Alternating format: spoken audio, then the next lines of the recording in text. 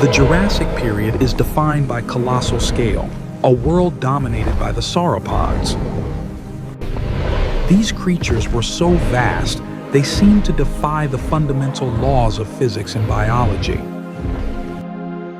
These long-necked herbivores were the engine of the Mesozoic ecosystem for millions of years. Their sheer biomass sustained the great predators that hunted them throughout that era. Yet, when we attempt to reconstruct these giants, we face one of the most persistent and fiercely debated questions in all of paleontology. The question remains, how did the sauropod neck actually work? This is not a trivial detail. It is a fundamental and critical point of paleoecology. The posture of that enormous neck determines everything about the animal's life and habits. It could be held vertically, like a giraffe, to browse high foliage and reach the canopy. Or it could be held horizontally, like a vacuum cleaner, sweeping low-level growth efficiently. This posture determined its feeding habits, its energy requirements, and the very landscape it inhabited. It even controlled the maximum size the colossal creature could attain. It's a debate ignited by a core mechanical conflict within their bone structure. How did these creatures, some with necks longer than a school bus, manage to overcome gravity, blood pressure, and bone limitations? The challenge for us, as researchers, is that soft tissue does not fossilize. The muscles, ligaments, and cartilage that define the neck's true flexibility are completely lost to time. Instead, we must become biological engineers, inferring function from fossil form. We must connect the anatomy of the cervical vertebrae to their practical biomechanical capabilities. The initial captivating vision is the classic pop culture image that defined them: the sauropod, with its neck arched dramatically toward the sky. This view, which we call the high browser theory, immediately establishes the animal as an arboreal giant. It presents a living tower accessing resources unreachable by its contemporary species. When we analyze the sheer height of creatures like Brachiosaurus or Giraffatitan, it's easy to assume this towering posture was their evolutionary purpose. The bones appear to stack naturally this way when assembled for museum display. However, we see immediately that this stance creates monumental physiological hurdles to overcome. A giraffe's heart must work overtime just to pump blood to its distant brain. Now, imagine a neck not 6 feet, but 30 or 40 feet long, extending into the air. The blood pressure required to oxygenate the brain would have to be extraordinarily high. This extreme pressure would place immense strain on the animal's cardiovascular system. Did these animals possess secondary booster hearts along their necks to help pump? Or did they have specialized valves to regulate blood flow? The fossil record is unfortunately silent on such soft tissue adaptations. This leaves the vertical posture dependent entirely on hypothetical biological solutions. This forces us to question if the potential reach was worth the immense, continuous physical toll. The keystone species of the Jurassic were essentially defined by their access to food. If they were strictly high browsers, they dramatically altered the ecosystem's canopy structure. If they were low browsers, they stripped the ground clean of all available vegetation. To truly understand the sauropod, we must first understand the architecture of its incredible neck. We need to know why a simple curve creates an impossible curve for our scientific imagination. The precise articulation of the bones is the absolute key to unlocking this puzzle. Now, let's open the fossil record and resurrect the story of the bizarre survivors. The counter-argument to the vertical stance is the horizontal browser theory, now widely considered by modern paleontology. This position has gained significant traction over the last few decades. It suggests the sauropod neck was held parallel, or slightly inclined, to the ground surface. It operated essentially as a massive sweeping scythe, gathering food efficiently across a vast feeding radius without requiring the animal to move its colossal body. When we analyze the actual bony structure, the cervical vertebrae, we see compelling support for this view.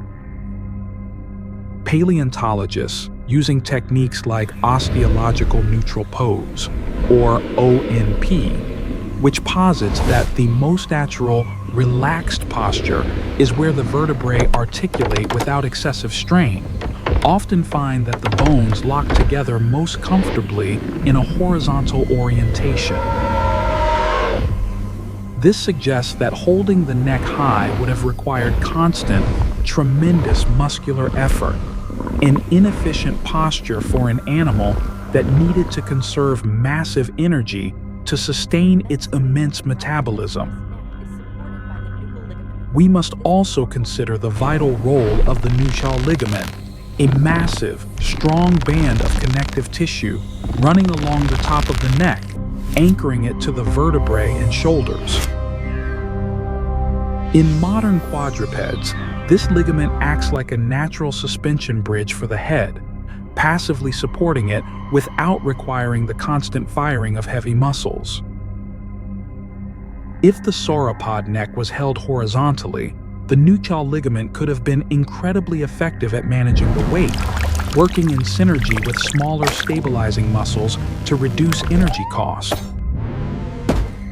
Conversely, a perpetually vertical neck would demand enormous muscle power to lift and hold the entire structure against gravity, a constant energy drain that would severely impact the animal's resource budget. The fossil evidence, though not preserving the ligament itself, reveals large attachment points, the cervical ribs, and high neural spines, all consistent with a system designed for immense mechanical support. This support, whether from ligament or muscle tissue, was absolutely essential. The myth-busting element is crucial here for accurate science. Popular culture often depicts these animals grazing lazily from the highest treetops. Yet a purely high-browsing lifestyle creates an untenable situation for the sauropod heart. Let us return to the fundamental problem of circulatory physiology and its pressures. If a sauropod's head was 40 feet in the air, the heart would need to generate over 600 millimeters of mercury just to counter gravity. This pressure was required to supply essential blood to the brain and head. To put that in perspective, a human's resting systolic blood pressure is around 120 millimeters of mercury. Such extreme pressure would demand a heart of immense size and extraordinary strength, an organ that could account for a significant fraction of the animal's total body weight.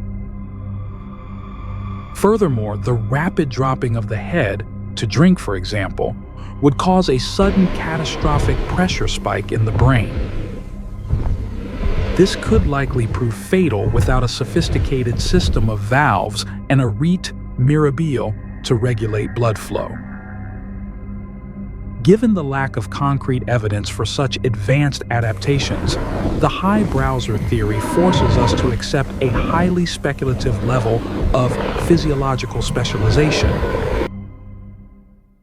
But when we shift our focus to the horizontal posture, these physiological nightmares largely vanish from our models.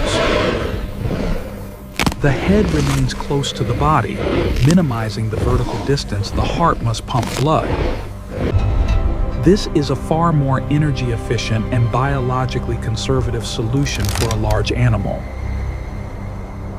This posture suggests the sauropods were primarily bulk feeders, consuming vast quantities of vegetation at ground level. They would strip enormous swaths of ferns and low-lying gymnosperms.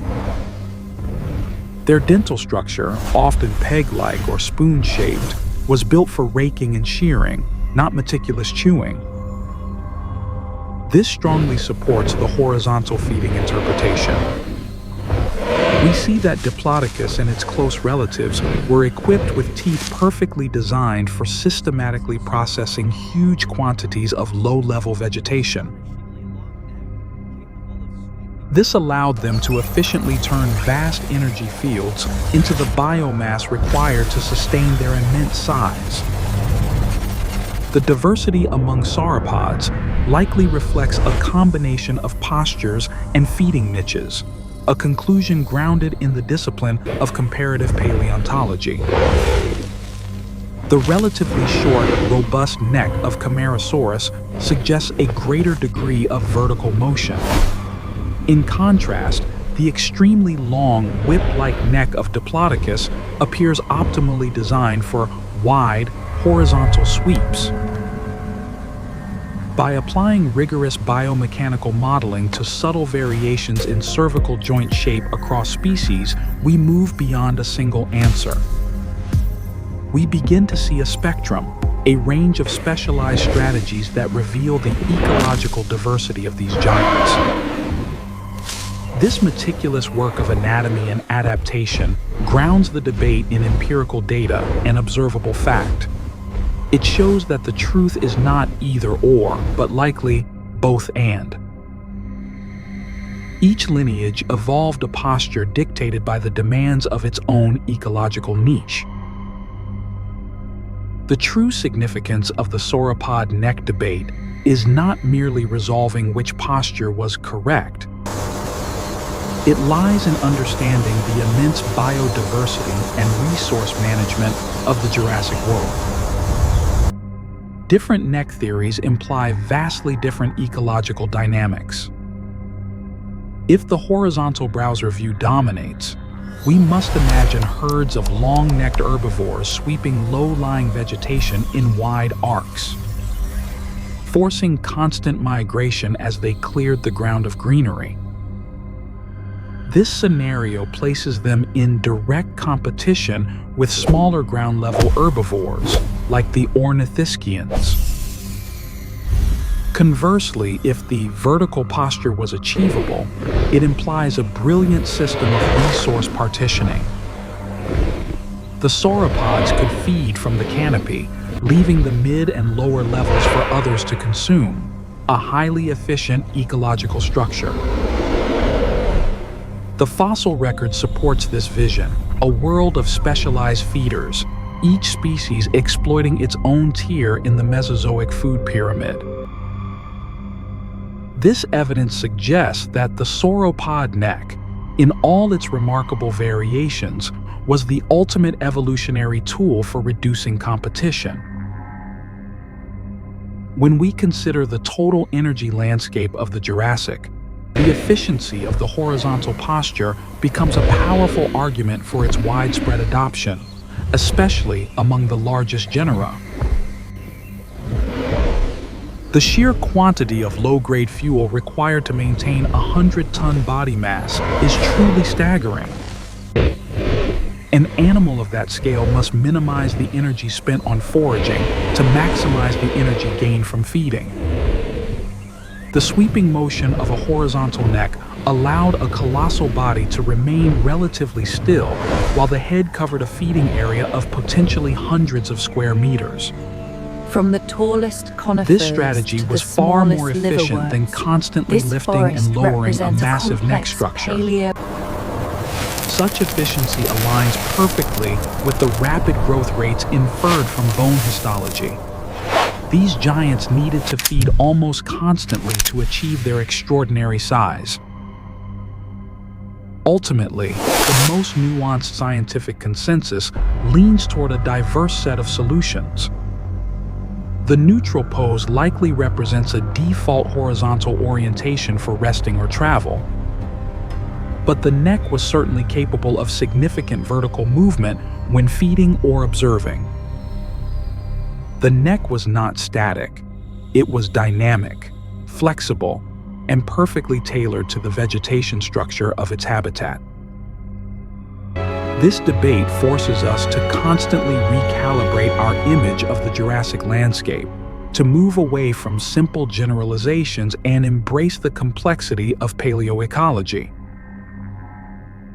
The legacy in stone of this debate reminds us that reconstructions are not photographs of life, but hypotheses built upon bones. We are not just debating bone articulation. We are confronting the limits of biomechanics and physiology on an unimaginable scale. Every new fossil discovery, a more complete string of cervical vertebrae, a clearer understanding of muscle attachment, shifts the balance of theory. A critical The long new neck piece of of the data. sauropod remains not just a biological marvel, but a continuous, living puzzle for the modern scientist. These massive skeletons, meticulously assembled and analyzed, allow us to peer across millions of years, granting a fleeting yet profound window into a lost age of giants.